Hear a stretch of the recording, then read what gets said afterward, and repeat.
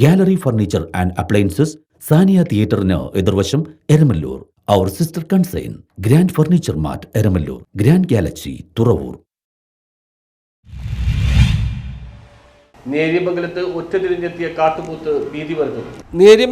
ഒറ്റതിരിഞ്ഞെത്തിയ കാട്ടുപോത്ത് ജനവാസ മേഖലയിൽ ഇറങ്ങി ഭീതി പരത്തുന്നു. നേര്യമംഗലം കാഞ്ഞിരവേലി റോഡിന് സമീപം ശാന്തുക്കാട് ഭഗവതി ക്ഷേത്രത്തിന് സമീപം ജനവാസ മേഖലയിൽ സ്വകാര്യ വ്യക്തികളുടെ കൃഷിഭൂമിയിലാണ് പുലർച്ചെ കാട്ടുപോത്ത് ഇറങ്ങിയത്. ഒരു മാസം മുമ്പ് ഈ കാട്ടുപോത്ത് നേര്യമംഗലം ഇഞ്ചത്തൊട്ടി ജനവാസ മേഖലയിലെത്തി ഭീതി പരത്തിയിരുന്നു. പിന്നീട് കാട്ടുപോത്തിനെ നാട്ടുകാരും വനപാലകരും ചേർന്ന് കാട്ടിലേക്ക് തുരുത്തിയിരുന്നതാണ്. ഉൾക്കാടുകൾ മാത്രം കാണുന്ന കാട്ടുപോത്തുകൾ കൂട്ടമായി സഞ്ചരിക്കുന്ന വന്യജീവിയാണ്.